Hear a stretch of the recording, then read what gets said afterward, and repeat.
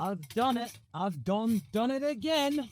I bagged myself another driver interview. And this person could easily be the next Oscar Piastri, perhaps. James Wharton, 17 years old, from Australia, and currently racing for Prema in Formula Regional, sponsored by Alpine, is doing the business and showing off his potential. Yes, in his campaign to equal the likes of Rafael Camara, who is dominating within Formula Regional this year, there have been mistakes along the way. But in my interview with James, he has really shown determination, grit, and maturity, understanding himself and also doing a couple of side hustles along the way in his pursuit of getting towards FIA Formula 3, hopefully for Prema next year. I sat down with him for a really nice chat, and even though the internet quality isn't ideal thanks to our service provider, I was able to really get a good understanding of the young man. I think he's somebody worth watching, and he definitely has a turn of speed, which I think you will find quite thrilling. So sit back, relax, after a very, very long Le Mans weekend, and perhaps take a gander at Prema's latest talent. I am here with James Wharton, the 2023 F4 UAE champion, runner-up in Euro 4, and currently representing Prema in the Formula Regional European Championships by Alpine. And we have just completed the third round of Zandvoort, and I am thrilled to have Prema's James Wharton with me today. So before we get started, for those of you who might not know who you are, could you please tell us a little bit about yourself and where people can follow you on social media for this thrilling season? I'm James Wharton. I'm 17 years old, turning 18 in a couple of weeks. I'm from Melbourne, Australia. Now living in Italy, competing in, as you said, FRECA Formula Regional for this season. And you can find me anywhere on Instagram at JamesWharton_official, as well as my website at jameswharton.com. What brought you into the sport? Is there a family connection, or was it something that you found inspiration in and wanted to do yourself? Well, it's a little bit of both, because my dad was in motorsport himself as a team owner for a very long time before I was even born. But then he did do a little bit of karting probably 2 or 3 years before I was old enough, let's say, to understand what life was yet. I was still very young. I was still a little baby when he was racing. So I don't completely remember when he was racing. So it was more up to me getting in the go-kart the first time. So yeah, my father probably the inspiration, but he did it at such a level that I could have, let's say, saw what he was doing, but I didn't get the opportunity to do that. So it was basically, I can sit here and say it was more my own thing, was more my own self-belief, wanting to do it, was less down to, let's say, a family driver. It was more me. Okay. So before we get into the nitty-gritty of this particular interview, what does James Wharton like to do with his spare time outside of the racing environment? Well, there's a lot of things that I get up to, as in I do a lot of golf. I like to try and get my mind off racing. I feel like as drivers, we sometimes try and do as much as possible not to think about driving, which is, let's say, sometimes a bit different to what people would think. But yeah, our whole life is trying to get outside of racing to be able to be in a good mindset for every weekend. So I do that with golf, as well as just training. I love training in general. Even without motorsport, I think I would be training in the gym. So I do some golf, which I play with some of my driving friends. Daniel Bogdanovic is probably one of the best golfers I know. So it's good to be able to go with him a couple of times a week and be able to, let's say, take your frustration out on the golf ball as well sometimes, which is always fun. But yeah, mainly golf at the end. Oh, yeah. No, that seems to be a really popular sport amongst all sorts of motorsport drivers. I can definitely see why, because you're out there on your own. You're there with a couple of mates. You can, as you say, take your frustration out by just whacking the ball as far. I walk regularly nearby a golf course, and I just see so many people just having a casual time, just social events. And I think even Netflix's Drive to Survive really embraces the association with Formula One and golf with their Netflix Cup. Did you have a chance to watch that when it was on Netflix? Yeah, of course. I take a lot of interest in what other drivers are doing as well on the golf course, because as you said, it's sort of our sport, because it's only up to you hitting a ball. Like, there's not a lot of other people that can help you in the action, let's say. So yeah, it's quite similar to what we do, and mentally you have to be so focused as well. Same as us, our lives on the line. So to lose focus is not the best thing. So golf is the same. You have to be focused on every part of the game. So it always helps, even for our racing. Oh, yeah, and of course, because as a racing driver, you always have to look at the next apex to make sure you hit it correctly. You want to try and make sure that you keep an eye on the ball because obviously it's going about like 100, 200 yards that way. Yeah, as well as just staying calm. Like if something's not going quite right or you're not having the most fun you could have ever had on that day, you know how to, let's say, bring yourself back and start having fun again. And so outside of golf, do you have any family pets? Yeah, I have one dog, but I'm halfway across the world from my house, from my real home in Australia. So don't get to see my dog much. But yeah, we have one dog, one German Shepherd. Oh, lovely. Yeah, no, I've come across loads of German Shepherds over my time. I have a bearded collie, so we do all the dog shows as well. So we do the big international show Crufts. So I never had a dog prior to this, so I can definitely see the connection and the bond that you have with a dog, especially when you're, I mean, I only go like maybe about like 10, 20 miles away. Being halfway across the world, that must be really, you must miss them so much. Yeah, especially when I was younger because I was always with my dog. And since 3-4 years now happened, I've been able to see him more than twice a year. So it's a big difference. That's really sweet. Oh, but it must be really great to be able to catch up with them when you can. Now, this bit really got me fascinated. I wanted to ask this particular since driver numbers have really become part of a driver's brand. And in Formula Regional and Italian F4, you picked a really unusual number, or at least a number has been allocated to you, which is the number 13. That's traditionally an unlucky number. So did you choose to race with that number, or was it just something that you just so happened to fall into and has stuck with you? No, I chose the number from the first day when I was 2 years old, getting a go-kart. So it's been my first number and my only number.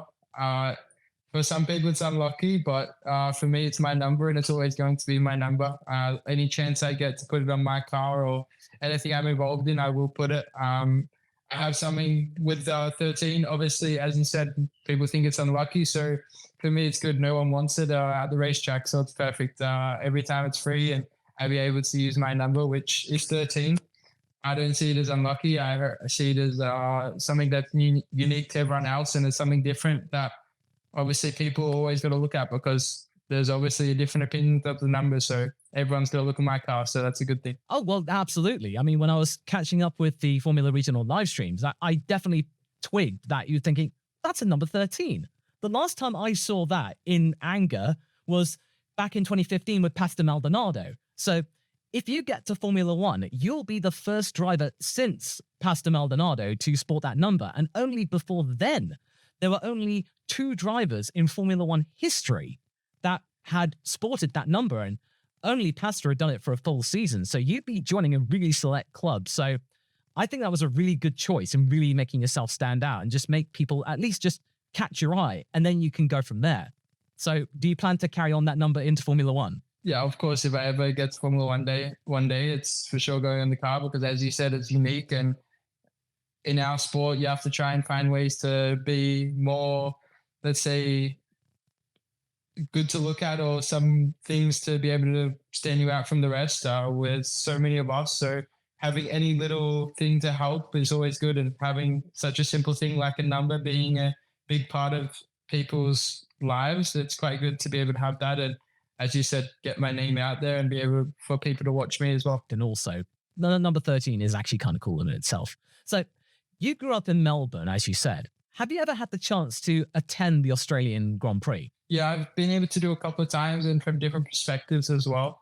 I've been once just a fan watching F1 with the love of F1.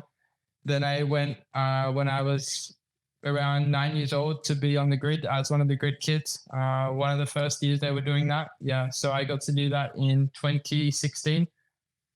So I've been there twice, and then I actually went this year with Prema to be able to support them at the race. So I've had, let's say, every step so far apart from driving. So hopefully, considering that next year the first race is in Australia for Formula 3, I hope that I can get my seat and now I can tick the last box, which is racing there as well. Who were you assigned to? Well, the first year we just stood behind all the drivers for the anthem. We're not actually with the cars or anything at that stage. Going back from your native Australia, you and your father really took the decision, which many international drivers do, and moved to Europe. That was quite a major change in routine and culture from your native Australia. How did you settle yourself in when moving from Australia to Europe? Yeah, well, to be honest, the first probably 2-3 months is the hardest that I think you'll ever experience, because there was a lot of times where I was coming back and forth at the start of my karting career, where we would only come for a week, go back to Australia for a week. It would not be so long, let's say. But when you go the first time, knowing that you're not coming home for 6-7 months, or you're not coming home until the end of the year, is really difficult at the age of 10, because like, okay, I might not see my mum or my sister for the next 10 months after seeing them at least once a week for the last 10 years. So to be honest, the first 2-3 months are probably the worst, as in getting homesick or not feeling super comfortable, but it soon gets into routine that you're here to do a job, and then it blows over quite quickly. And now it just feels like my life now, and it's been for so long and since I was so young, so I don't really experience anything else, so it's okay for me now. Okay, well, that's good. And obviously, you make the most of it when you can get back to Australia. As you said, you got the chance to go to the Australian Grand Prix, so that must have been nice, especially since it was right next to your doorstep. Yeah, exactly. It's only 20 minutes from my house. I get to stay at home, and it's makes you appreciate more of your house, and it makes you appreciate the little things as well, like your own shower, your own bed. Like there's things that people don't even think about that you just miss, and you enjoy so much more when you get to go back. Your own bed. That's always great. So naturally, I've got to ask this. Which is your current favorite Australian F1 driver? Is it Daniel Ricciardo, Oscar Piastri, or, since technically he's made Australia his new home, Valtteri Bottas? I feel like it's hard to choose one, because they've had so much different levels in their career. I feel like Oscar, for me, is someone I can relate more against, because he's in my generation. He's only a little bit older than me, so you can see what he's doing, and that's something that is my footsteps and what I'm trying to do. I'm at the moment in the same team as what he was 3 years ago, so it's like I can really compare myself to what he did, and Oscar for sure is what I'm looking for as a driver and as a personality as well. So I feel like it's good to be able to see that he did it just before me, and like months before, not like a decade or something. So for me, it's Oscar at the moment. Obviously, you take inspiration from Piastri, but is there a driver in any sort of category that you hope to meet one day, or you can take inspiration from? I feel like, to me, I've met a lot of people already throughout my career, so I've been quite fortunate with that. But there's not really others that I can say, okay, this person or this driver. I feel like there's 20 drivers on the Formula One grid that all have 20 different ways of doing a lap, and you can be able to learn from all of them. So for me, it's everyone, and any person that is on the track, for sure they can do a corner better than you. For sure there is someone on that track with you, no matter if it's in Formula 4 or if it's Formula 1, they can do a corner better than you. So you can learn from anyone, and it's always good to be able to just see what other drivers are doing, no matter who it is. So I can learn off anyone. That's a very good answer, because a lot of people do tend to pick one specific driver, but I like what you say in that you read what drivers do in a particular situation, not just one, but all of them. So it just means you're open to finding your style. I like that answer. That's a really good one. So, of course, you worked your way up through karting through 2021, as everybody does. You then made the jump into the UAE Formula 4 series with the Prema-backed Abu Dhabi Racing. And there was one standout weekend from 2022 where you basically wiped the floor with everybody. So tell us about that weekend. That must have been thrilling. Yeah, that weekend was my second ever weekend in Formula racing. And it was meant to be my last of that championship that year. I was only meant to do 2 rounds. And after that weekend, I had a little sneaky mindset of this Formula stuff is easy. But it was only my second weekend. I basically won every race and made up 6 spots in the reverse grid race and qualified pole in both by over 4/10. Like, it was one of the easiest weekends I've had. But it's hard to explain those weekends, because it just feels like nothing can go wrong.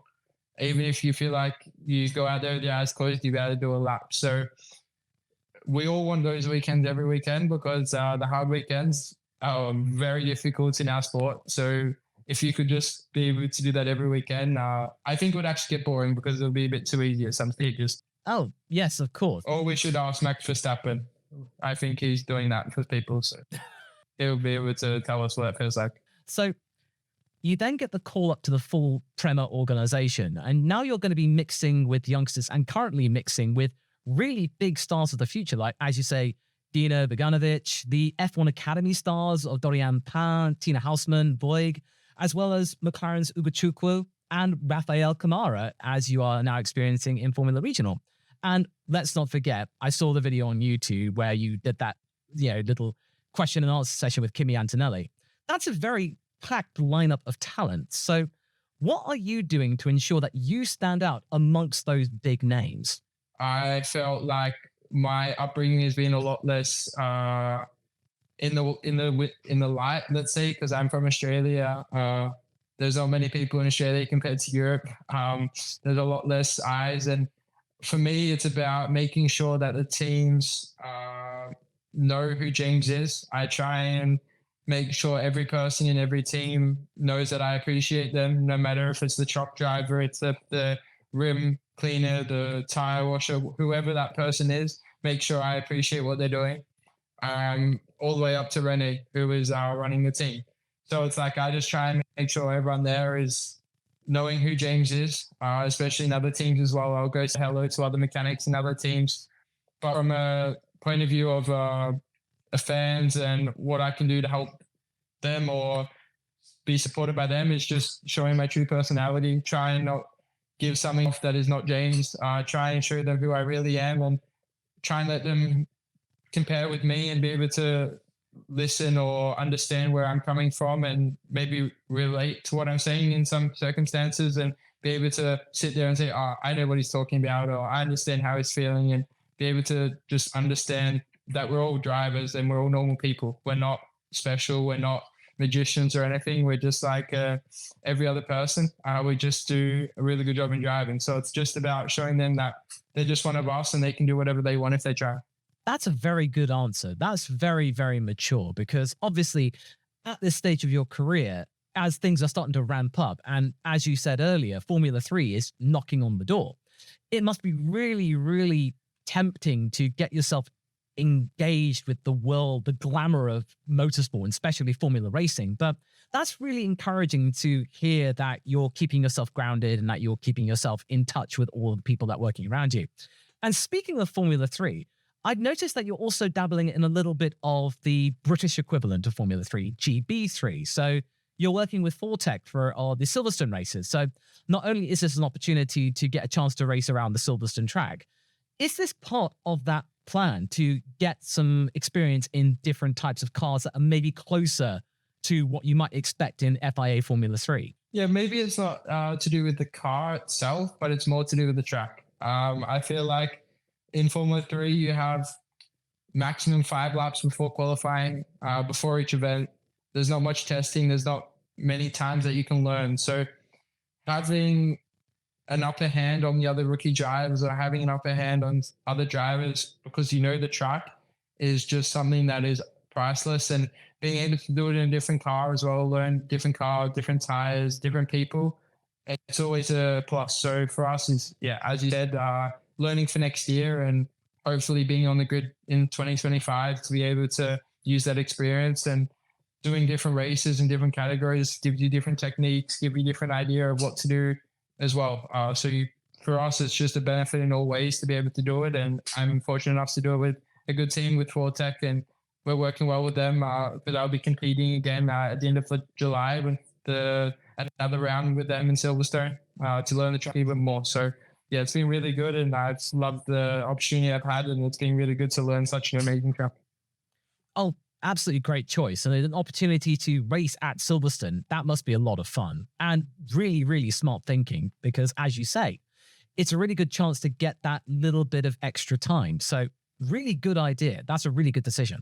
So I want to move back to Formula Regional, obviously. It's clear that you are capable of driving that car. You have the knack of it, what with getting 2 poles to your name. How have you found driving those cars?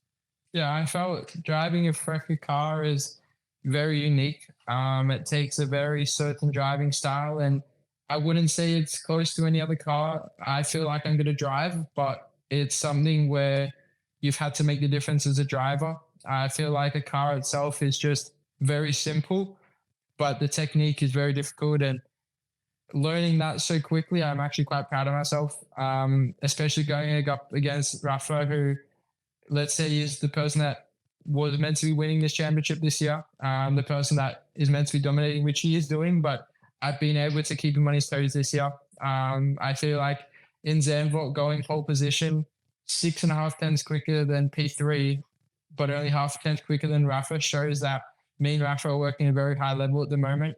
So for me, FRECA is a very unique car. So it's been very good to learn it, and I'm proud of myself for how quickly I've been able to get in the gist of it, and I still have a long way to go. Well, that's a really good idea that you're working together with Rafael Kamara. So being teammates, but there must be a little bit of just like, oh, I know that I've got it within me. But that's really encouraging that, that you are recognizing that there is stuff to learn in different aspects. And it could have easily been yet another pole at Spa-Francorchamps. But during qualifying, you had a really scary incident going up past Radion, up at the top of the hill, and I saw the onboard the footage from the cameras, and it looked like you had no control. The suspension just failed. That must have been terrifying. How did you get your head back going into race 2? Because obviously the car was completely wrecked for race 1. That must have. How did you feel? Oh, it was a shock for sure. Was the biggest crash I think I've ever had in my career by a long shot. I've never crashed into a wall without like having a little incident in the race or something, or in karting, I've never flipped like most people do. So for me, it was a big shock. Like it was a big reality check of what we're doing and why we're here. And it's a risk. Like it shows that it's hard, our sport, and it's very fine margins before we're having a big crash. But for me, again, it gave me more confidence in a weird way because I had a massive crash and I was completely fine after. So it shows that the car is super safe, and I feel like it gave me even more confidence for the next day, knowing the worst that can happen is you have a little bit of damage. Like you're not going to be hurt. There's nothing that's going to be a problem. So it's like, it just shows how far motorsport have come in the last 10 years that we can have a crash like that. And I had no problems other than a little sore wrist, which is, I think, incredible. And in a way, it doesn't affect us as a driver. It maybe helps us sometimes because we have even more confidence in the car. Well, that's a great attitude to have, because I mean, we've seen so many scary accidents going up through Radion up to the top towards the back straight. So having a cool head and being able to come back and being able to do well in the next race, that really shows a lot of courage and determination. So I do applaud you for that. And we've also got to look about the other achievements as well. So 2 podiums, 2 poles, and you're really not that far off in raw pace when it comes to Rafael Kamara. But it's come with its fair share of bad luck, with a penalty in Hockenheim. There was that retirement, that Spa crash, of course, and there were 2 spins, which really has affected your ability to respond to the title contenders, Kamara and Tuukka Taponen. What have you taken from this tricky start to the season, and how do you hope to build on it going into the next phase of the season? Yeah, well, for me, it's been a very hard couple of weeks knowing how fast I am. If you don't have the pace to win and you don't win, sometimes you can accept it. But when you know you should be the car on that podium on the top step, when you know you're starting from pole position and haven't got any events during the weekend, it does hurt. But in a way, I know there's people out there that have seen how fast I am this year and have seen the step I've made from last year. So I just need to go and deliver now. I don't feel any more pressure or anything to go and do the job, because I know if I trust the process, I will get what I deserve, especially over the next couple of weeks. But for me now, it's not the first time I've had to bring back a 100-point margin. I won the UAE championship doing it like that, doing it the hard way. So I've never made it easy for myself. So I feel like it's just going to be another James Wharton challenge, and I can't wait to get started. I already want to get to next week and already start closing the gap. I know I have the ability to close it. It's only 100 points in 6 weekends, so I feel like I can do it. But yeah, of course, it's going to be a task, especially Rafa's being so consistent. But I have the pace, and I'm probably the only other driver on the grid that can beat him at the moment. So that has to give me confidence going into the rest of the year. Of course. I mean, after the tap in race 2 at Zandvoort, I mean, going from the back to 14th place in what, like 25 minutes? That's still that's pure grit right there. Getting halfway back, you're not that far off point. So you managed to take something out of that. That must have given you something to ease the pain of being, in the mix, potentially in the top 10, and then you go to the back, but then you get back to almost the top 10 anyway in such a short space of time.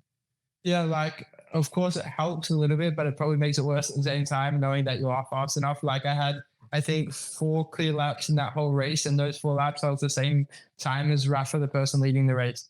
Even having so many battles, I still somehow have the pace alone. So it was good. I made up nearly 20 spots in the hardest track to overtake of the year, if you ask anyone. So I feel like that shows that I ain't to give up even when I am down, even when I have had some bad luck. But again, I think it's time to stop the bad luck and go and get some wins the next couple of rounds and really get what I think the team deserve as well, because we're putting in a lot of effort, and I feel like we should be sitting at least top 2 in the championship, and that's better for the team as well because we're doing enough work to be able to do that. So for me, it's now time to go and get the job done. Quite right. And that's really good to say. So Max Verstappen, in the light of Kimi Antonelli potentially arriving in Formula One, and many people really casting a light on the meteoric rise of Antonelli into the sport, he's been really encouraged by Max Verstappen to be allowed to make mistakes and learn in junior formulae. Do you reckon that Verstappen's comment is a valid one, that Formula Regional is where you get the mistakes out of the way, and then that means you can then plow into the higher categories with a clearer head? Yeah, I feel like if you're going into weekends in FRECA trying to be absolutely perfect when you're 17 years old, you're not going to learn, you're not going to improve. I go into every lap, every session trying to put 110%. So doing that, of course, you can't be doing 110% every single lap or every single race. So yeah, there's things to learn, but I know there's so many opportunities I've had over the last 3 weeks to learn. And I feel like I've done that to be able to just come back stronger. And at the end, I feel like things happen for a reason. And I hope in 6 months' time, if we sit down and spoke again, that I had done what I wanted and improved on the areas I wanted and got the results in the end. Well, I mean, that's nice you'd like to speak again, so I'll take that as a compliment. Thank you. But anyway, there are 7 more rounds to go, so there are plenty of chances to make up the Zandvoort and really stamp your claim on catching up to Kamara and being right at the top of the pack. And of course, getting those valuable super license points ready for Formula 3. And also consideration with Prema, because there are obviously 3 slots. Dino is obviously up there already. Which track coming up this year are you really looking forward to? And which one are you quite keen to see the back of? I don't think there's any I want to see the back of. I like all the tracks now. To be honest, the track I was more nervous about this year was Zandvoort. And I showed that I can be quick there. So I'm okay to drive on any track now. But I think the biggest challenge for me this year is going to be next week. It's the only track I haven't been on. Hungaroring is the first track of the year and the only track of the year that I haven't raced before, I haven't seen before, not even tested before. So next week is probably going to be my most challenging week, which is probably the worst timing possible, but that's okay. Another challenge to get over. But yeah, next week is probably going to be my toughest but most fun challenge of the year, learning a different track again. For next year, there's a race there in F3, so it'll be perfect to get another challenge under my belt, another experience as well. Oh, cool. Yeah, no, the Hungaroring is one of my favorites when you play on computer games. And from the way I see it, if you can get turn 1 nailed and getting it in towards like the turn 2, the beginning of sector 1 and all the way up the hill, that always seems to me like if you can do that bit, then the rest of it kind of comes naturally. And then, of course, there's the really satisfying bit right at the top of the hill, the beginning of sector 2, the twisty chicanes and all that stuff. That's always satisfying. But yeah, turn 1, that really long straight, I think as long as you can nail that, I think you're golden for the rest of the lap. So that's a really good choice. And I hope you do well at that. I wish you the best of luck, as do my viewers. So last question. If you could pick any F1 team to race for that's currently on the grid, which would it be? anyone that will sign me, I'll take. But no, in all seriousness, if I had to choose one right now, it's hard to choose, of course. But I've been in Ferrari as the junior driver for the last 2 years, apart from this season. But I've already got quite a good relationship with, as I said, mechanics and a lot of people inside of Ferrari. So I would love to be in Ferrari in F1, especially with the aura they have. But at this point, I'm here to do my dream. And if any person signed me, I'd be over the moon, and it's a dream come true. I don't care if the car is pink. I don't care anything about the car. As long as my car is an F1 car, I don't mind what it is. I'll drive it, and I can't wait.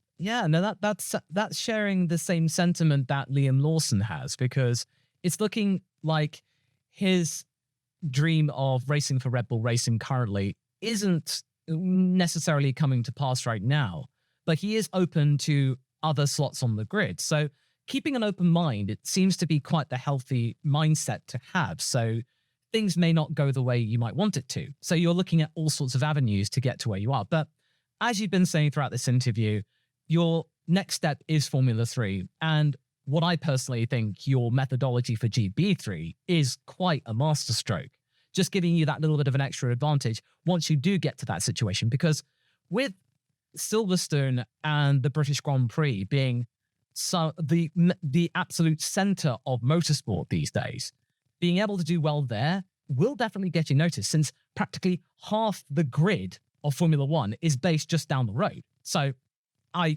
do applaud you for that. And I thank you so much for your time, James. And I do wish you all the best for the season ahead and all the stuff you do this year. So before we wrap things up, can you just remind us again where people can find you on social media and the internet? Yeah, well, you guys can find me all over. Best is probably Instagram, James Wharton _official. You can see everything I do during the day. As well, I have my own website. It's quite cool with a countdown to the next race and what I've been up to. So my website, would love you guys check it out and take a look at what James is and who James Wharton is. So on my website is jameswharton.com, and then Instagram James Wharton _official. Good, thank you very much. Well, lovely. Thank you so much for your time, James. And again, I wish you the best of luck. Thank you very much. Thank you. Thank you for having me. I was really happy with that interview. I'd really grown to respect James's potential speed. And after having that collision in Spa, wow, that was a really brave guy just to get back in the car the next day and then put it on the podium. That's a lot of determination right there. A lot of mature answers. And I hope that you enjoyed the interview and then maybe give the Formula Regional live streams a look. I'll leave a link to the channel below and up here because it's actually really good fun, and they've updated the graphics so they look really, really slick. In the meantime, you can go and take a look at my other interview I did the other day with former Formula 2 star Luca Ghiotto. That was a really, really fun time, and wouldn't you know it, he's now back in IndyCar again, so maybe I've got some kind of lucky charm. Well, probably, it might be just coincidence, but either way, the interview is fun. Go watch.